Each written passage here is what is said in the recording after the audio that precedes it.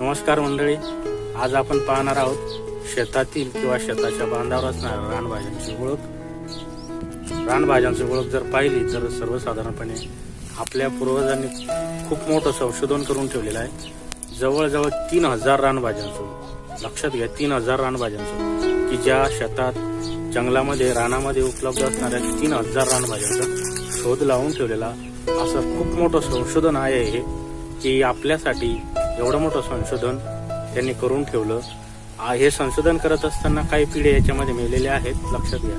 तर असं ऑर्गॅनिक पद्धतीने जंगलामध्ये त्याचप्रमाणे शेतामध्ये उगवणाऱ्या अशा 3000 रानभाज्यांचा शोध लावलेला आहे. त्यातलाच आज आपण पहिला भाग पाहणार आहोत, शेतात किंवा शेतातील बांधावरच्या रानभाज्यांची ओळख. चला मग बघूया. त्यातली पहिली रानभाजी आहे पात्री किंवा पाथुर्ली. अशी या रानभाजीला पाथुर्ली किंवा पात्री असं म्हणतात. तर ही रानभाजी शेतामध्ये, जंगलामध्ये सुद्धा ही रानभाजी असते. त्याचप्रमाणे शेतामध्ये मोठ्या प्रमाणामध्ये आपल्याला आढळून येते. ही भाजी खूप खोलवर गेलेली आपल्याला दिसून येते. अशी तोडली तर ती तुटून येते, पूर्ण उपटली जात नाही. उपटल्यानंतर तिला पिवळा चिक निघतो. अशी ही भाजीची ओळख. त्याचप्रमाणे याला पिवळं फुलं असतं आणि आपण पानं तर पाहिलेलीच आहेत. महत्वाची अशी आयुर्वेदिक पाथुर्लीची भाजी, विशेष करून मुतखडा झाला असेल तर ही भाजी खावी. 7 ते 8 दिवसांनी लगेच मुतखडा पडतो. त्यानंतर हातपाय दुखत असतील तर ही भाजी खावी, हातपाय दुखायचं थांबतं. त्याचप्रमाणे पुढची रानभाजी आहे टाकळा. टाकळा ही शक्यतोवर आपल्याला पावसाळ्यामध्ये बघायला मिळते. रानामध्ये, जंगलात, त्याचप्रमाणे शेताच्या बांधावर मोठ्या प्रमाणामध्ये टाकळा किंवा रस्त्याच्या कडेला उगवलेला दिसतो. टाकळा हा उग्रट वासाचा असतो आणि त्यामुळे ही भाजी बनवताना शिजवून निपळून घेतली जाते. मोठ्या प्रमाणामध्ये हरितद्रव्यही टाकळ्यापासून मिळत असतं. त्याचप्रमाणे जीवनसत्व आणि कॅल्शियम, पोटाच्या विकारासाठी ही भाजी खूप उपयुक्त आहे. पोट साफ होण्यासाठी मदतगार आहे ही भाजी. त्यानंतर पुढची रानभाजी आहे माठ. माठाचे 2 प्रकार असतात, चोपडा माठ आणि काटेरी माठ. दोनही आपण भाजीसाठी खात असतो.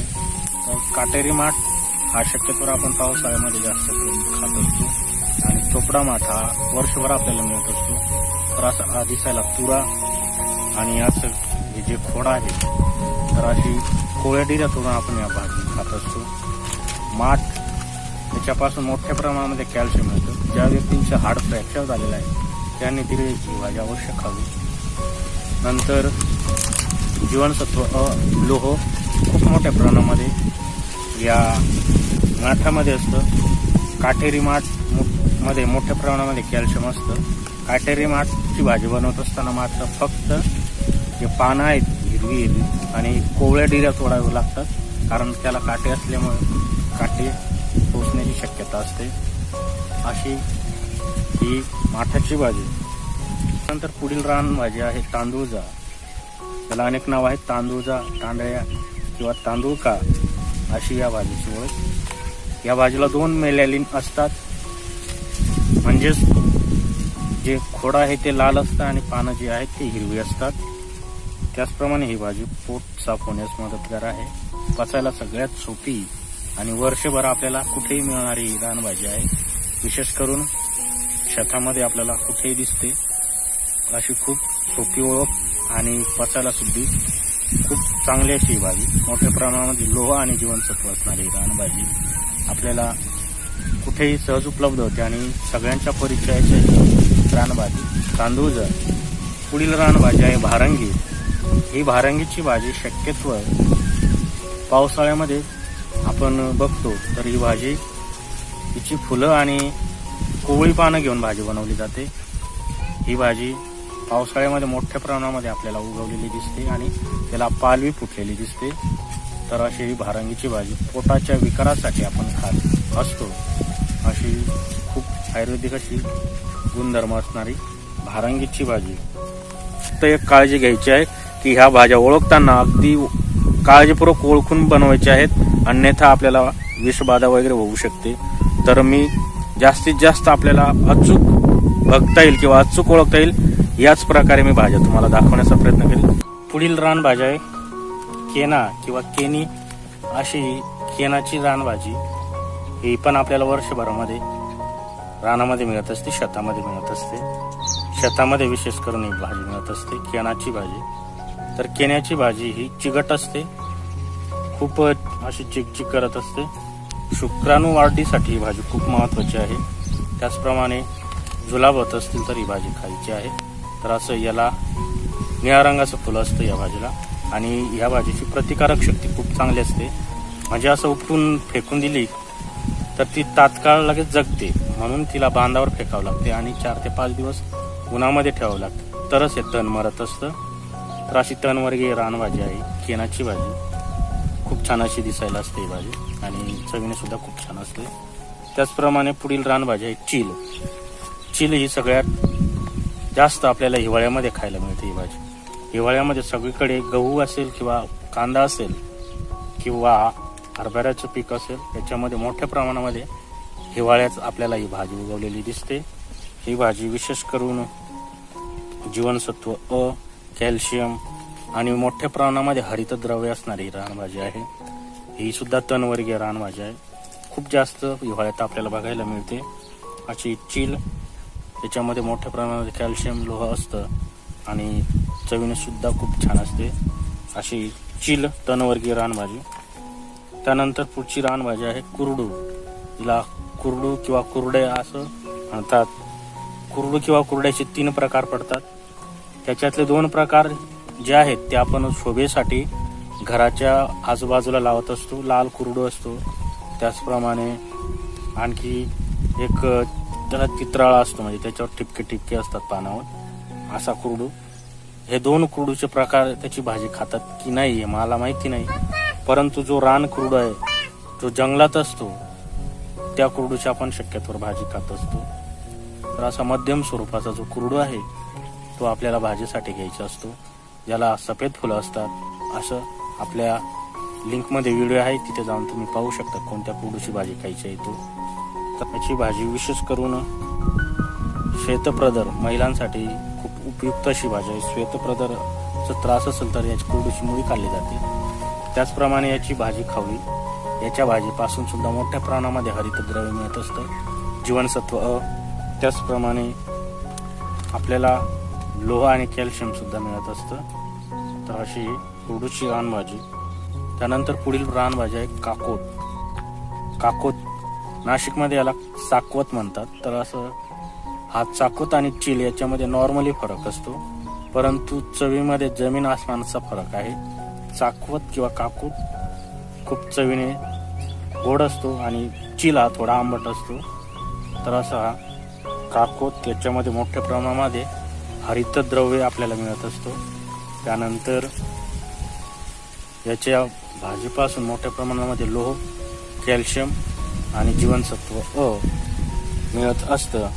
त्यानंतर पुढील रानभाजी आहे कुनेरी. कुनेरी किंवा कुंजरा किंवा कुंदळ्या अशा 3 ते 4 नावाने भाजी ओळखली जाते. या भाज्याला ओळखायचं असेल तर खूप सोपं आहे. त्याला लाल तुरा असतो, अशी लाल तुरा ही या भाजीची ओळख असते.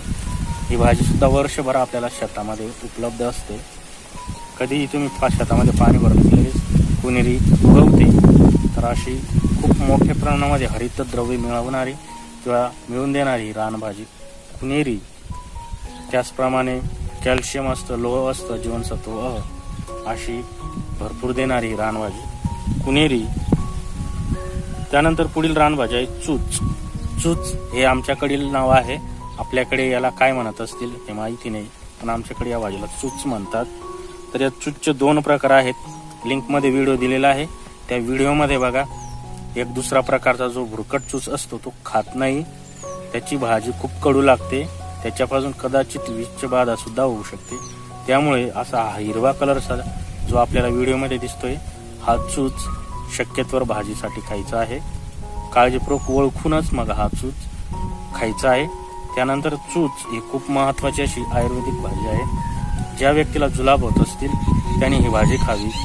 त्याचप्रमाणे याचं बीज परिपूर्ण झाल्यानंतर काळ्या कलरचं बीज येतं. तर हे बीज पाण्यामध्ये टाकून डायरेक्ट पिऊन घ्यायचं असतं, चावून खायचं नसतं. असं पिल्यानंतर जुलाब तात्काळ थांबतात. लहान बाळांना लहान बाळांसाठी तर खूपच उपयुक्त अशी ही रानभाजी आहे आणि हे चूचचं जे बीज आहे हे खूपच उपयुक्त आहे.